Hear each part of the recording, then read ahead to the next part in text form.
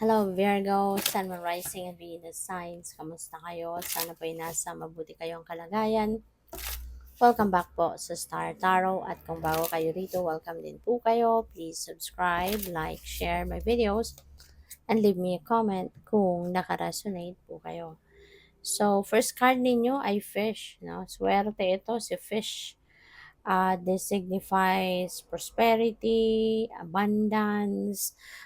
Po pwedeng ngayon, Virgo, magkakaroon na kayo ng pagkakataon na ma-experience ninyo ang swerte sa pera, no?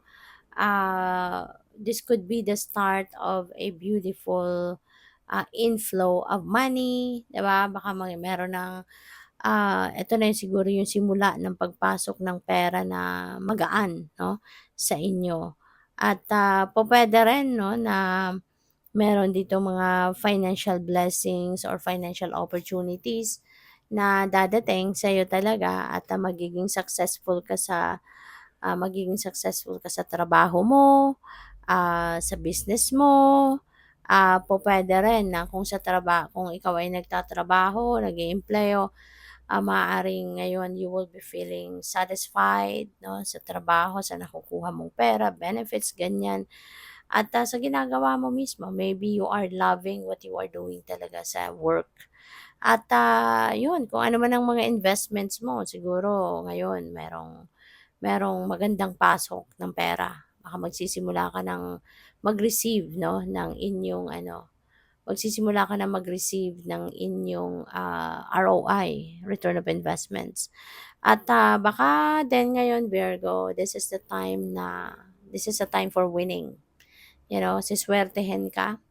Sa ngayon magkakaroon ka ng mga panalo or mananalo ka sa mga game of chance siguro kung ano man ang tinatayaan mo, may chance ka 'no, na puwede kang manalo, in the next few days. With the book energy, pupuwedeng nag-aaral ka, 'no? Siguro ang iba sa inyo nag-aaral or nagbabalak mag-aral.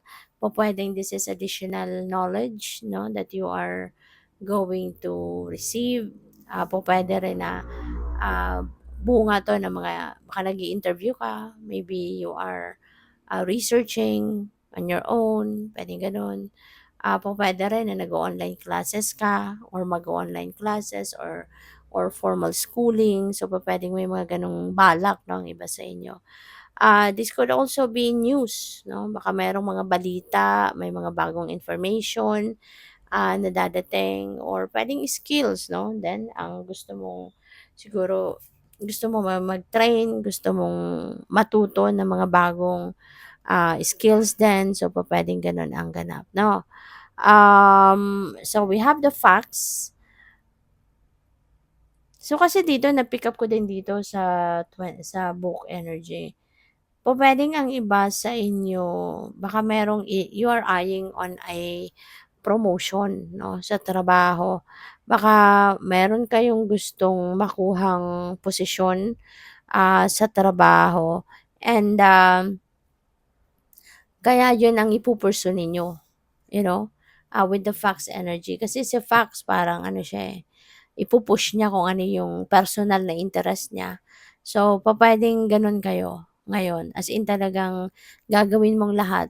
Kung kailangan mong mag-training kung saan, kung kailangan mong additional na knowledge, magre-research ka or what, makikipag one-on-one ka sa tutor, sa teacher, mga ganyan.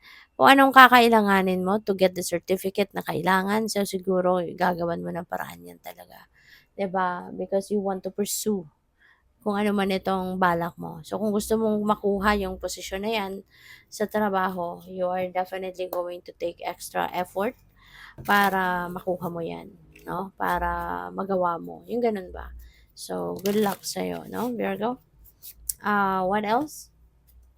We have the Two of Wands. Si Two of Wands, travel ito, 'no? So, baka ang iba sa inyo is going to travel. Pupuwede rin this could be travel overseas 'no, hawak na hawak niya yung mundo. Hindi hawak niya ang hindi hawak niya ang mundo. So, parang maybe this is international travel na binabalak niya. So maaari 'no, ng iba sa inyo maybe is thinking of traveling abroad, for whatever reason. Pupuwedeng expansion, pupuwedeng pag-aaral, pupuwedeng migration, pupuwedeng job opportunity, ganyan, 'no? So, mga ganyan bagay.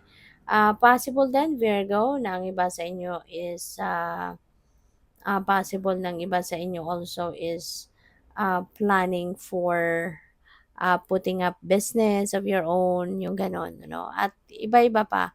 Ang ano lang dito, parang at some point, maaaring maguluhan kayo sa pag-iisip, pagde-decide kung ano yung uunahin mo, 'di ba? What are you going to prioritize? What are you going to do first, 'no? Parang gano'n. So, we have 4 of, swords. So, maybe this is the time that you need to take a breather. Pahinga ka muna. Kaya baka napagod ka na kakaisip, kakaplano. So, give yourself time to breathe. Okay? Um, give yourself time na makapag-replenish ka muna ng lost energy mo, yung gano'n. Okay? Kaya, ano yan, Virgo, ibalato mo na 'to sa sarili mo. Kasi si Virgo din, ano kayo, workaholic. Kapag meron kayong sinimulang trabaho, ayaw mong bitawan, ano, almost ayaw mong bitawan na hindi mo natatapos. Kaya ang tendency na pupuwedeng nabu-burnout ka na, 'di ba? Kaya, pahinga din, okey, pahinga din. Hindi po puwedeng kahit may physical discomfort ka na tuloy-tuloy ka pa rin. Kailangan, before mo pagpatuloy yung ginagawa mo, asikasuhin mo muna yung sarili mo para maibalik mo yung lakas mo, maibalik mo yung energy mo, maibalik mo yung, you will be in good shape muna para na mas makakapag-concentrate ka, mas magiging maayos yung trabaho mo, yung gano'n, 'di ba? Para hindi ma-compromise ang quality ng trabaho mo, kailangan maganda yung pakiramdam mo. Kaya always prioritize your well-being, okay? We have Ace of Swords. There will be kasi may mga decision making kayo na kailangan gawin dito, 'di ba? Maaaring may maraming choices siguro na opportunities ang nandiya diyan or maybe decisions if anong ipa-prioritize mo, 'di ba? Ano yung mga uunahin mo? Ano yung mas uunahin mong gawin? So, with the Ace of Swords, meron ditong,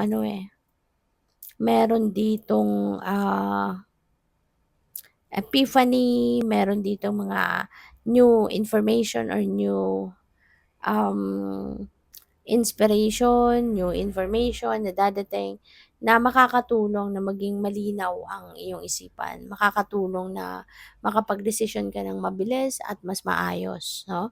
Kaya kung ano man yung nahihirapan kang isipin, 'wag kang mag-alala. Kasi the universe is going to help you to be enlightened, 'no, para makita mo yung tamang direksyon, 'no, na dapat mong tahakin. So, good luck. Thank you for watching Love and Light. Namaste.